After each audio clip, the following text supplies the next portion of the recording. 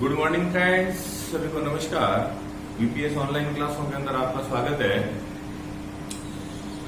12th Hindi medium chemistry के अंदर अपने पास सॉलिड स्टेट चल रहा था। आज अपन चैप्टर को समाप्त करेंगे और नया चैप्टर शुरू करेंगे, ठीक है। तो इससे पहले आप सभी को रक्षाबंधन की भी हार्दिक शुभकामनाएं देता हूँ, ठीक है भाई। और अच्छी तरह से आप पढ़ते रहिए। तो अपने पास में इससे पिछली क्लास के अंदर अपन लोग जो पढ़ रहे थे वो पढ़ रहे थे अर्धचालकों में विद्युत चालन, जिसके बारे में बात चल रही थी आपके अर्धचालकों में विद्युत चालन के बारे में अपन लोग बात कर रहे थे, ठीक है ना। तो मैंने आपको बताया होगा अर्धचालकों में जो विद्युत चालन है, जनरल बात तो अपने पास हो गई थी। मैंने आपको इसका एग्जाम्पल सिलिकॉन और जर्मेनियम जैसे एग्जाम्पल आपको बताए थे। मैंने कहा था अर्धचालकों में विद्युत चालन जो है आपके ये अर्धचालक जो है दो कैटेगरी के बनते हैं। सबसे पहला जो बनता है वो बताया होगा आपको डोपिंग अर्धचालक। पहला कौन सा बताया होगा? आपके डोपिंग अर्धचालक आपको पढ़ाया होगा। इस डोपिंग अर्धचालक के अंदर भी आपको दो भाग बताए थे। एक तो बताया होगा एन टाइप का अर्धचालक और दूसरा कौन सा बताया आपके पी प्रकार का क्या है अर्धचालक आपको पढ़ाया होगा, ठीक है। रिपीट नहीं करूंगा, बता दिया था सिलिकॉन और जर्मेनियम कैसे एन और पी में चेंज होते हैं। आज इसका जो सेकंड टाइप है वो कहलाते हैं नेज अर्धचालक। क्या कहलाते हैं? इसका जो सेकंड टाइप है वो कौन से होते हैं? नेज अर्धचालक आपके होते हैं। अब ये नेज अर्धचालक कैसे बनते हैं इसको बड़ा ध्यान से आपके समझना है। तो सेकंड टाइप कौन सी है? नेज अर्धचालक है। मैं बार बार आपकी रिपीट कर चुका हूँ, पहले भी बता चुका हूँ। जर्मेनियम है, सिलिकॉन है, ये सब क्या होते हैं? चतुसंयोजी होते हैं। ये सब क्या है आपके? चतुसंयोजी होते हैं। यानी इनमें क्या है?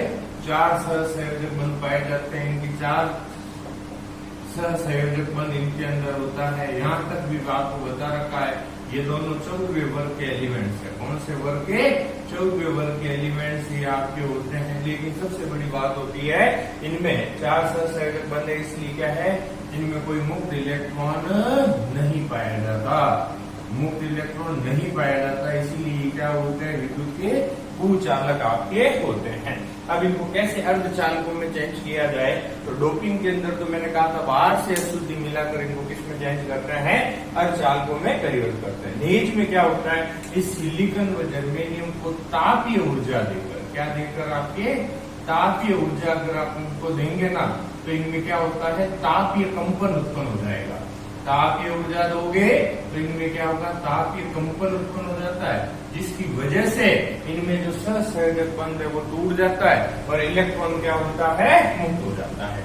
इनमें पाए जाने वाला कौन सा सहसंयोजक बॉन्ड क्या हो जाएगा? टूट जाता है, ठीक है। जिसकी वजह से क्या होता है? इलेक्ट्रॉन क्या हो जाते हैं? मुक्त हो जाते हैं और ये विद्युत के क्या बन जाते हैं? अर्धचालक बन जाते। इलेक्ट्रॉन मुक्त होते ही वो इलेक्ट्रॉन अंतराकाशीय अवकाश में चला जाएगा और गति करने लग जाएगा।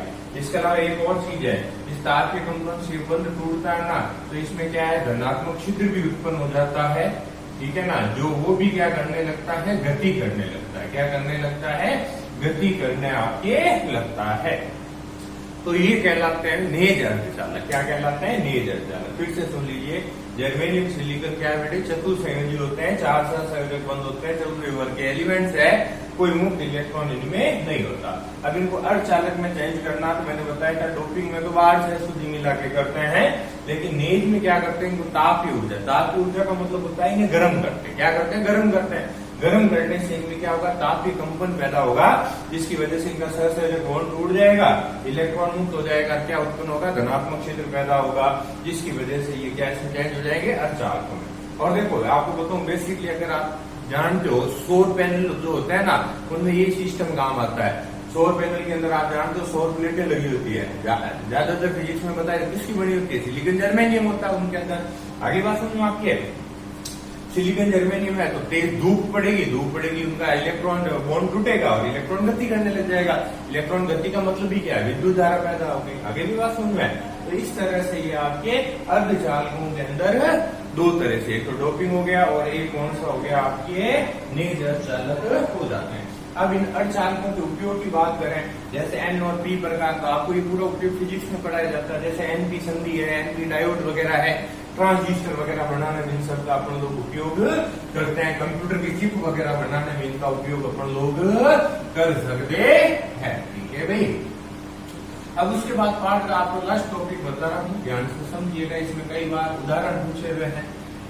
तो लास्ट टॉपिक जो है वो है आपके ठोसों में चुंबकीय गुणों की व्याख्या। इसकी बात करेंगे, आपके ठोसों में किसकी बात करेंगे, चुंबकीय गुण की अपन लोग बात करते हैं। ठीक है भाई, किसमें बात करते हैं, ठोसों में चुंबकीय गुण की अपन लोग क्या करते हैं, बात करते हैं। ये ठोसों में चुंबकीय गुण, ठोसों में तो या धातुओं में कह सकते हो आप लोग, ठीक है ना। 50 बार आपको बता रखा है, ठोसों में अर्थात धातुओं के संयोजी कोष में क्या होता है, मुक्त इलेक्ट्रॉन होता है जो गति करता है, ठीक है ना। और उस गति की वजह से ही धातुओं में चमक होती है, धातुओं में विद्युत धारा प्रवाहित होती है, धातुओं में चुंबकीय गुण आता है। यानी अपन ये कह सकते हैं कि ठोसों में चुंबकीय गुणों की जो व्याख्या है, उनके संयोजी कोष में पाए जाने वाले इलेक्ट्रॉन के चक्रण के आधार पर की जा सकती है। इनके चुंबकीय गुणों की व्याख्या क्या है, आपके इलेक्ट्रॉन के चक्रण के आधार पर अपन लोग कर सकते हैं। सामान्य जानकारी बता देता हूँ, ये जो इलेक्ट्रॉन का चक्रण होता है ना मेरे, 2 प्रकार से होता है। इलेक्ट्रॉन का चक्रण कितने प्रकार का 2 प्रकार से इलेक्ट्रॉन का चक्रण होता है। एक तो होता है आपके कक्षीय चक्रण और एक होता है अक्षीय चक्रण। इलेक्ट्रॉन का चक्रण कितने प्रकार से, एक तो होता है कक्षीय चक्रण और दूसरा कौन सा होता है, आपके अक्षीय चक्रण आपके होता है। इसको भी आप चाहो तो छोटे मोटे चित्र से बता सकते हो, ठीक है ना। जैसे मान लीजिए किसी भी परमाणु की संरचना की अपन लोग बात कर रहे हैं, तो अब ये जैसे मान लीजिए इलेक्ट्रॉन का चक्रण आपके इसके कक्ष के अंदर हो रहा है, ये इलेक्ट्रॉन गति कर रहा है, ये कहलाता है कक्षीय चक्रण। और सेकेंड यदि बात करें अपन लोग, अगर इलेक्ट्रॉन का चक्रण, ये चुंबकीय आघूर्णन है, ये क्या है आपके चुंबकीय आघूर्णन होता है इसका। आपको चुंबकीय आघूर्णन के फिजिक्स में बहुत से नियम पढ़ाए जाते हैं, दक्षिणावर्त का नियम वगैरह आप जानते होंगे। तो ये तो कक्षीय चक्रण है और ये अक्ष पर अगर चक्रण करे तो ये क्या कहलाता है, अक्षीय चक्रण आपके कहलाता है। इसी इलेक्ट्रॉन के चक्रण की वजह से ही इनमें क्या होता है, चुंबकीय गुण उत्पन्न होता है और ये इनका चुंबकीय आघूर्णन। देखो जानकारी बता तो बोर्ड में पूछी हुई बात है और मैंने आपको पहले भी बताई है, चुंबकीय आघूर्णन जो होता है ना, उसका मात्रक बहुत बार पूछा हुआ है बेटे, याद रखना। इसका मात्रक पूछा हुआ है, चुंबकीय आघूर्णन का क्या पूछा जाता है, मात्रक आपको पूछा जाता है। कोई बता सकता है चुंबकीय आघूर्णन का मात्रक क्या होता है? चुंबकीय आघूर्णन का मात्रक होता है बोर मैग्नेट्रॉन। क्या होता है, याद रखना, चुंबकीय आघूर्णन का मात्रक क्या है, बोर मैग्नेट्रॉन होता है। ये जरूर याद रखें। जैसे 1 म्यू बीएम बराबर जो होता है ना, वो आपके लगभग जो होता है 9.27 into 10⁻⁻24 आपके एम्पियर के बराबर आपके होता है। ठीक है ना अभी आपके एक मैग्नेट्रॉन में कितना एम्पियर, 9.27 into 10⁻⁻24 AM के आसपास आपके होता है। तो ये तो जनरल जानकारी भी फिर से सुनिए। ठोसों में चुंबकीय गुणों की जो व्याख्या है, उसमें पाए जाने वाले इलेक्ट्रॉन के चक्रण के आधार पर करते हैं। इलेक्ट्रॉन का चक्रण कितने प्रकार का होता है बेटे? 2 प्रकार का होता है। एक तो होता है कक्षीय चक्रण और दूसरा कौन सा होता है, अक्षीय चक्रण आपके होता है। ठीक है ना भाई। अब आपको बता देता हूँ, जब इलेक्ट्रॉन चक्रण करता है, चुंबकीय आघूर्णन वगैरह होता है, तो चुंबकीय आघूर्णन की जो यूनिट है वो क्या होती है, बोर मैग्नेट्रॉन होती है। और एक बोर मैग्नेट्रॉन लगभग कितने 9.27 into 10⁻⁻24 एम्पियर के बराबर होता है। ये तो जनरल बात हुई। अब मैं आपको बता देता हूँ, इन चुंबकीय गुणों के आधार पर जो ठोस है ना बेटे, इनको 5 भागों में बांटा गया है। कितने भागों में बांटा गया है? 5 भागों में आपके बांटा गया है। ठीक है ना। ये 5 भाग कौन कौन से होते हैं, ध्यान से सुनिए। इनके उदाहरण जरूर याद रखना है आपको, बोर्ड के कई बार इनके एग्जाम्पल आपके पूछ रखे हैं। ठीक है, मैं एक एक 2 एग्जाम्पल बता देता हूँ आपको। पीडीएफ के अंदर जब नोट करोगे तो और भी ज्यादा एग्जाम्पल भी आपको मिल जाएंगे। ठीक है भाई। तो चुंबकीय गुणों के आधार पर ठोसों का वर्गीकरण, किसके आधार पर? चुंबकीय गुणों के आधार पर, इसकी बात कर रहे हैं अपन लोग, ठोसों के वर्गीकरण की बात कर रहे हैं। ठीक है भाई, ये ठोसों का वर्गीकरण, क्लासिफिकेशन ऑफ सॉलिड, किसके आधार पर? चुंबकीय गुणों के आधार पर। तो देखिए सबसे पहला जो होता है वो कहलाते हैं अनुचुंबकीय ठोस। पहले कौन से कहलाते हैं आपके? अनुचुंबकीय ठोस होते हैं। ठीक है भाई, क्या विशेषता होती है? ये जो ठोस होते हैं आपके चुंबकीय क्षेत्र में प्रबल रूप से क्या होते हैं? आकर्षित होते हैं। क्या होते हैं? ये ठोस चुंबकीय क्षेत्र में क्या होते हैं? प्रबल रूप से क्या होते हैं? आकर्षित होते हैं। ठीक है, एक बात। दूसरी, एक एक दो पॉइंट बताऊंगा। दूसरी बात यह है कि जो अनुचुंबकीय ठोस होता है भाई साहब, इनमें क्या होता है? अयुग्मित, अ से अनु, पहले भी बताया होगा, अ से अनुचुंबकीय और अ से अयुग्मित इलेक्ट्रॉन। तो अनुचुंबकीय ठोसों में क्या होता है? अयुग्मित इलेक्ट्रॉन आपके होते हैं। कैसे इलेक्ट्रॉन उपस्थित होते हैं? अयुग्मित इलेक्ट्रॉन उपस्थित होते हैं। और सबसे इंपॉर्टेंट पॉइंट जो है वो ये है, अनुचुंबकीय ठोसों के एग्जाम्पल की यदि बात करें तो जैसे आपके क्यूबिक ऑक्साइड हो सकता है, जैसे मान लीजिए टाइटेनियम ऑक्साइड हो सकता है, जैसे Fe+3 हो सकता है। ठीक है ना, ये सब कैसे ठोसों के अंदर आते हैं? आपके अनुचुंबकीय ठोसों के अंदर आते हैं। जैसे Cu+2 हो सकता है। ठीक है ना, तो एक दो एग्जाम्पल आप इसमें ध्यान में रखिए। ठीक है ना, अनुचुंबकीय ठोसों का। क्लियर? दूसरे जो आते हैं वो कहलाते हैं आपके प्रतिचुंबकीय ठोस। क्या कहलाते हैं? आपके प्रतिचुंबकीय ठोस। पहले अनुचुंबकीय ठोस, दूसरे कौन से होंगे? प्रतिचुंबकीय ठोस। देखो, प्रतिचुंबकीय ठोस क्या होते हैं? चुंबकीय क्षेत्र में क्या होंगे? प्रतिकर्षित होंगे। अरे अनुचुंबकीय आकर्षित होते हैं, और प्रतिचुंबकीय ठोस क्या होते हैं? चुंबकीय क्षेत्र के अंदर क्या होते हैं? प्रतिकर्षित होते हैं। ठीक है भाई, दूसरी बात बताता हूँ, इनमें प्रतिचुंबकीय ठोसों में जो इलेक्ट्रॉन होते हैं वो कैसे होते हैं? युग्मित इलेक्ट्रॉन होते हैं। कैसे इलेक्ट्रॉन मिलेंगे भी इनमें? तो आपके प्रतिचुंबकीय ठोस या प्रतिचुंबकीय ठोस जो होते हैं उनमें क्या बताया था भाई? आपके चुंबकीय क्षेत्र के अंदर या लोहे के अंदर ये क्या होते हैं? प्रतिकर्षित होते हैं। इनमें इलेक्ट्रॉन कैसे होते हैं? युग्मित। और एग्जाम्पल क्या मिलेगा बेटे? एग्जाम्पल है NaCl है, H2 है, बेंजीन है। ठोस अवस्था में जब होते हैं तो ये क्या होते हैं? प्रतिचुंबकीय ठोस आपके कहलाते हैं। अब आज अपने पास में जो तीसरा प्रकार है वो कहलाता है लो चुंबकीय ठोस। क्या कहलाता है? लो चुंबकीय ठोस आपके कहलाता है। ठीक है भाई, थर्ड टाइप कौन सा मिलेगा अपने पास में? वो मिलेगा लोह चुंबकीय ठोस। अब देखिए नाम से पता चल रहा है लोह, लोहा।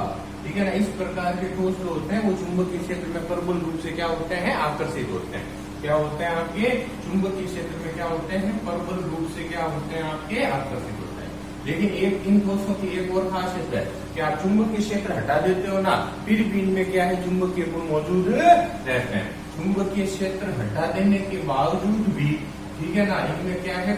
कुछ समय के लिए क्या है? चुंबकीय गुण क्या रहता है? मौजूद रहता है। जैसे अपन सब जानते हैं लोहा है, चुंबक के संपर्क में लाओगे लोहे में चुंबकीय गुण आ जाएगा।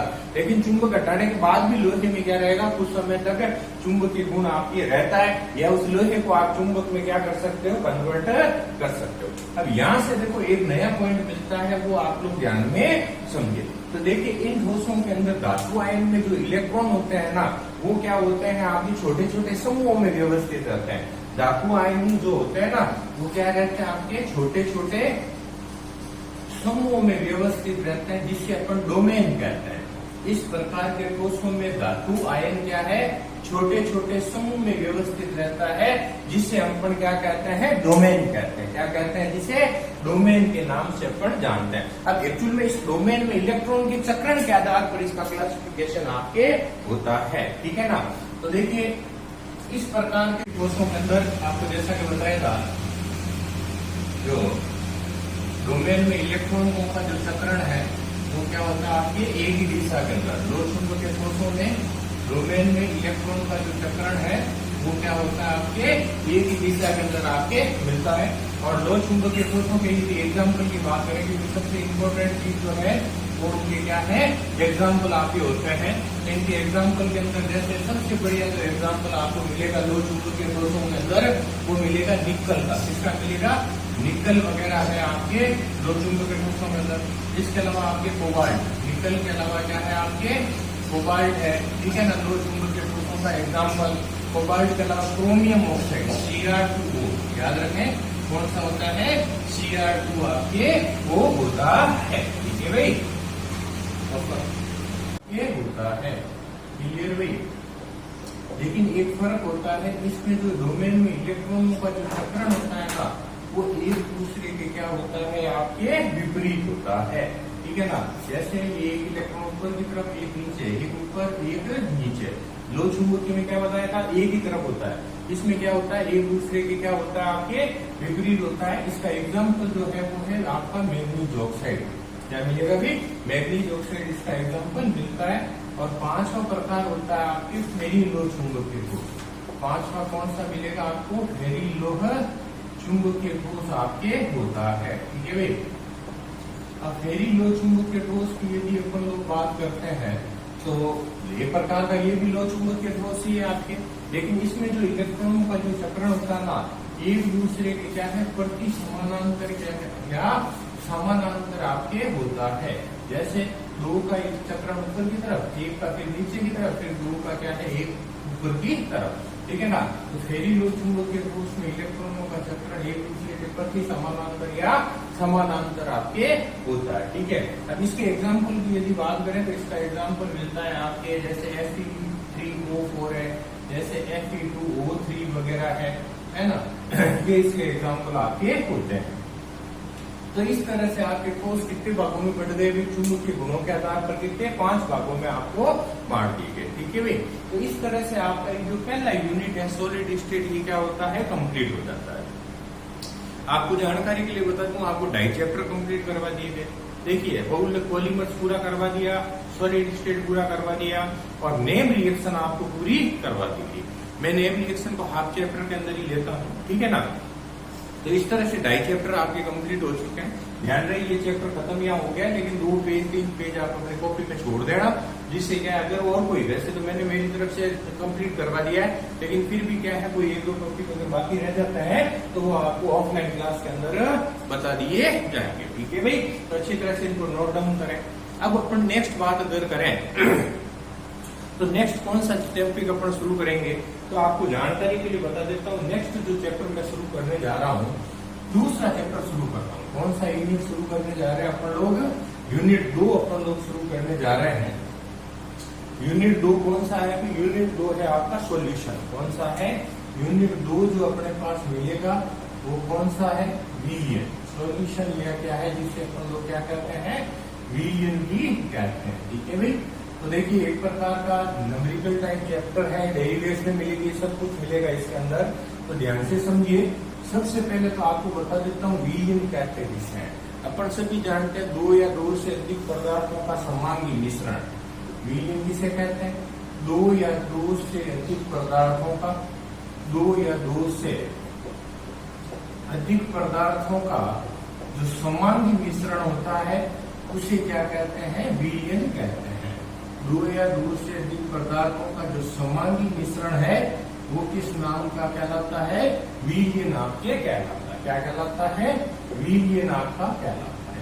दूसरी बात बताऊं क्या विशेषता है, देखिए अगर विलियन 2 पदार्थों से मिलकर बना है ना, तो उसे अपन द्विअंगी विलियन कहते हैं। उसे क्या कहेंगे, द्विअंगी विलियन कहेंगे। 3 पदार्थों से मिलकर बना है तो विलियन क्या कहलाएगा, त्रिअंगी। 2 पदार्थों से मिलकर बना है द्विअंगी, 3 पदार्थों से मिलकर बना है तो वो विलियन कैसा कहलाता है, त्रिअंगी विलियन आपका कहलाता है। अब देखिए थोड़ा सा डिस्क्रिप्शन इस शब्द के बारे में भी कर लेते हैं। देखो मैंने आपको पहले भी बताया विलियन क्या चीज है, किसे कहते हैं। अपन सब जानते हैं 2 पदार्थों का मेल है, 2 शब्दों का मेल है, यानी विलियन जो होता है अपन सब जानते हैं विलेय प्लस विलायक से मिलकर बना है। इससे मिलकर बना है विलेय प्लस विलायक से मिलकर आपके विलियन बना होता है। अब अपन सब जानते हैं विलेय कौन है, विलायक कौन है। देखिए विलेय का मतलब होता है जिसे, विलेय का मतलब क्या है, जिसे, और विलय का मतलब होता है जिसमें। विलय का मतलब होता है जिसमें।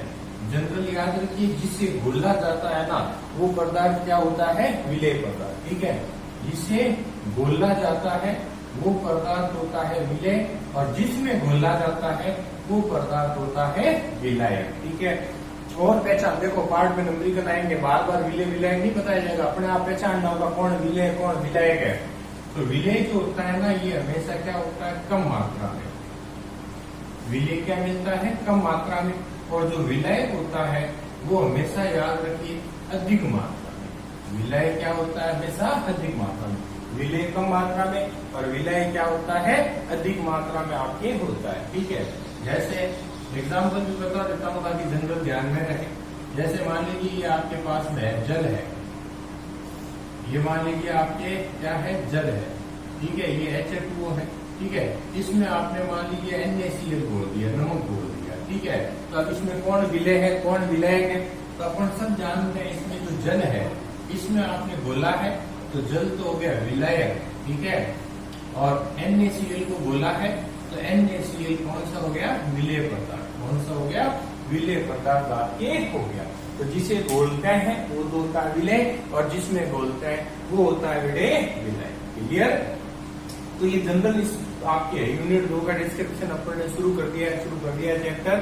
अब आगे विलियन का जो क्लासिफिकेशन है, वर्गीकरण वगैरह है, ठीक है ना, इसकी जो नॉर्मलता है फॉर्मलताएं वगैरह जो भी नंबरिकल क्वेश्चन वगैरह बढ़ेंगे तो अपन लोग नेक्स्ट पीरियड के अंदर करेंगे। ठीक है भाई, तो इस तरह से आपने नया चैप्टर शुरू कर दिया है विलियन। ठीक है, आप अपनी कॉपी में इसका भी नोट डाउन शुरू कर दें। ठीक है भाई, आगे की क्लास में अपन लोग इसके क्लासिफिकेशन वगैरह के बारे में पढ़ेंगे। धन्यवाद।